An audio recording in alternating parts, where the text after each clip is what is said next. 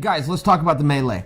And I have to come at you, and I apologize if I'm being condescending, but I was in the arena, so I saw everything. But the other side of that is I didn't get to see the broadcast, so I don't know what you did see. I have to imagine that you didn't get to see it all, right? I just can't imagine how the cameras would work where you would. Khabib goes out of the octagon. So if they put a camera on that so that folks at home could see it, well, you missed what would have happened to Conor, or vice versa. So let me break this down for you, and if you saw it, I apologize, but okay, so when the fight ends, Khabib chokes Conor out, gets up and yells at Conor. And he then takes out his mouthpiece, he throws his mouthpiece, and he starts yelling to the corner. Well, I've seen that move before. I've seen that happen before, where a guy rubs it in another guy's face. I've seen Conor do that to guys. I've seen the mouthpiece come out and you throw it. It's usually because one of the cornermen or one of the training partners that are in the corner is a top-ranked guy in the division, and you're looking to call him out. It would have been a little bit bizarre. And I was trying to do the math in my head. I was going, okay, who does Conor have on his team that's the top-ranked guy in the division? And I'm scratching my head going, no, wait a minute. There's nobody. Khabib's the world champion. The world champion doesn't call people out. So I can stop that process, but I'm still not clear on what's going on. Now, if everything would have stopped right there, okay, if Khabib would have stood up, yelled at Conor, taken his mouthpiece, thrown it, pointed, and cursed somebody out, I'd be making a video about it and telling you guys, because that would have been shocking news. Khabib didn't do a damn thing for the buildup of this fight. He was taking the position of, I'm a sportsman and we don't do that. And that was a shocking moment that Khabib did that.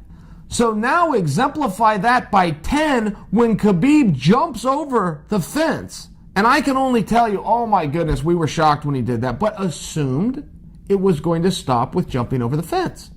Then he's going to stand on the apron and curse out whoever he's cursing out and walk back in and have his glorious moment that he earned. He jumps off of that and goes right at Dylan Dennis. I mean, like Karate Kid style, a jumping kick or a jumping... I mean, he jumped into an attack, okay? So while this is happening, Conor starts to see what's happening, all right? Now, he's going to go over the fence. Well, he gets up to the fence, he straddles it, but this is relevant to the story. He came back down inside of the octagon. The reason that's relevant is, yes, Conor did think about doing a bad thing, but he did not do it. He did not do it. He stopped himself at the last second. When Conor goes on top of the octagon, what I'm told is Khabib's brother, and I don't know if that means it's his biological brother, if that's like a slang talk for the Dagestanis, all my brothers. I don't know. He jumps on top of the octagon. Conor throws a punch at him. Again, I must tell you, form your own opinion on this. You guys be the jury. I'll just tell you, for me, I give Conor a pass for that too.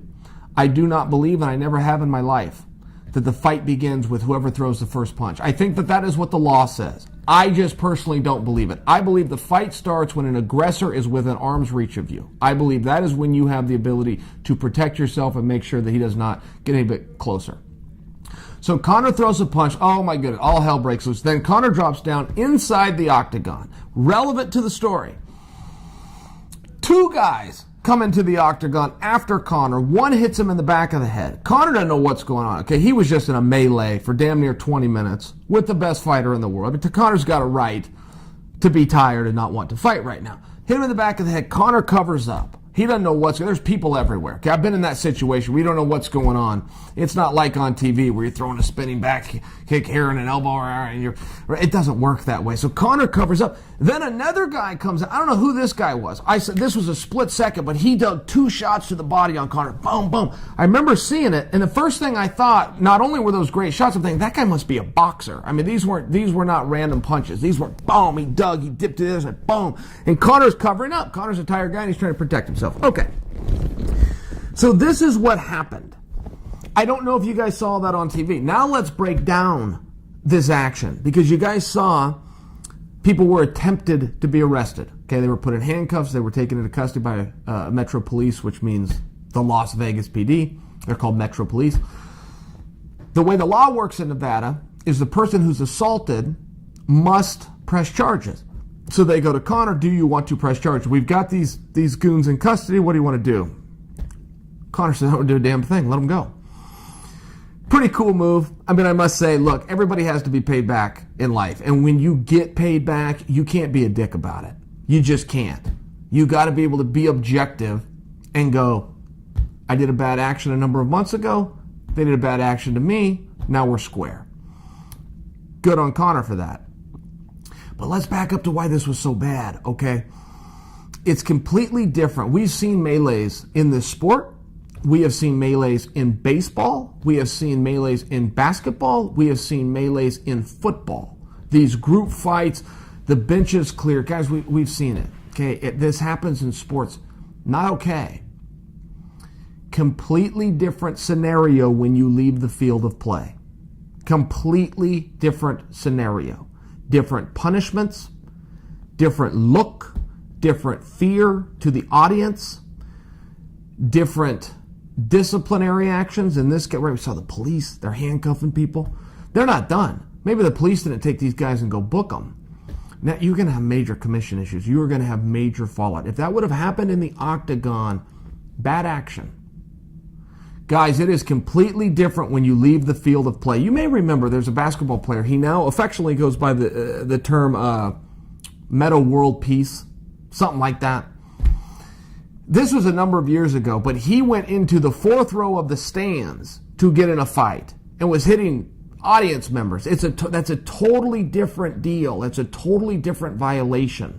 If they would have done this in the octagon, yes, the commission would be involved. Yes, the UFC would do something. You left the octagon.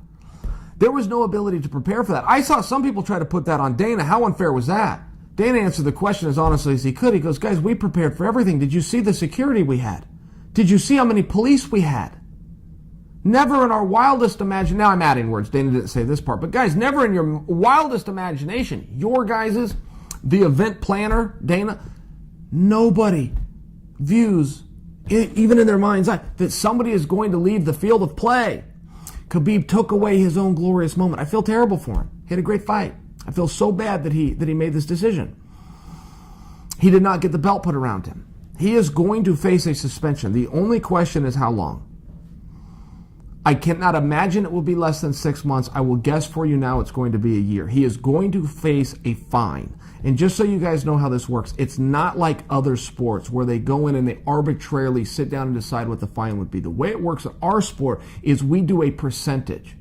So let's say it's a 20% fine and you make $1,000. They're going to take 20% of $1,000. Now that exact same action, if they rule it to be a 20% fine, exact same action, but you made $10 million, they're still taking 20%, but now they're going to take it at $10 million, okay? Khabib got a disclosed amount of $2 million. I will guarantee you they take 10% at a minimum. I believe they're going to take 20. Guaranteed, don't even think about it. He's best case scenario, everything goes wonderful in his life. Maybe he's got a connection that can make a phone call or two. He's sitting for 6 months and it's costing him 10%. Best case scenario.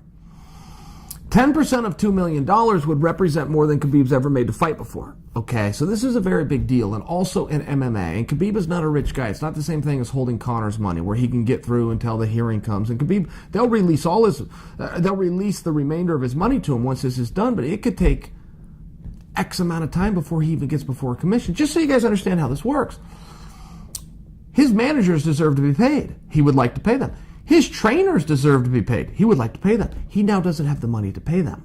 I don't know what his financial status is. I don't know if this affects his ability to pay rent and whatnot in the next month. I don't know. I just know this is a really good payday and he's got a really big punishment. And the reason I offer that to you guys, if he sits for 1 year, if they give him a 1-year suspension, they are going to strip that belt from him. They have to. We're going to demand it. We deserve that they get on with the division. The company deserves they get on with the division. The guys in the back deserve they get on with the division. They're going to strip him. So now not only did he not get his glorious moment, I mean, guys, don't forget, you will lay in bed at night and dream about hearing Bruce Buffer say, and still, or and new. You will dream about that as a fighter. Think of an Olympian, if you will, okay, that wins the gold medal, but doesn't get to go on the stand, doesn't get to see his flag go up in that national anthem. And this is a big deal. Khabib suffered. So before anybody piles on him, just understand, let this play out. He had to deal with the police. He got through that. Thanks to Conor, he and his team got through that. They now have the commission, and there is going to be significant punishment, absolutely significant punishment. So I offer you that to tell you the story, but also to say, look, maybe we don't pile on Khabib here. Maybe we don't. Now let's look at the other side, which was Conor. Okay, Conor was the victim in this one, and it was so amazing. In professional wrestling, they will do this, but it's by design, where a heel, a bad guy, will make what we call a face turn. But if you become vulnerable to the audience, you are automatically making a face turn. I went through this myself. I was the heel. I went to Brazil to take on Vanderlei Silva. He gets to be the knight in shining armor. I'm going to be the black hat. He's the white hat. This is the script. I end up getting jumped. I end up getting jumped in a street fight by these guys. I'm now vulnerable. They made me the victim. I don't want to be the good guy. I'm just sharing with you, this is the way it works. So you look at Conor McGregor. He was victimized in this, and all of a sudden, he became endearing to the audience, whether he wanted to be or not. So that's just the way that this played out. It's not done yet. I don't wish anything bad for either of those guys. It was a bad moment. It happened. It's going to be dealt with. I just offer to you all, as much as I want to tell you the story, before you pile on Khabib, and there's a lot of that going around, I assure you, if you are a naysayer and you want this bad action dealt with severely, it's going to be.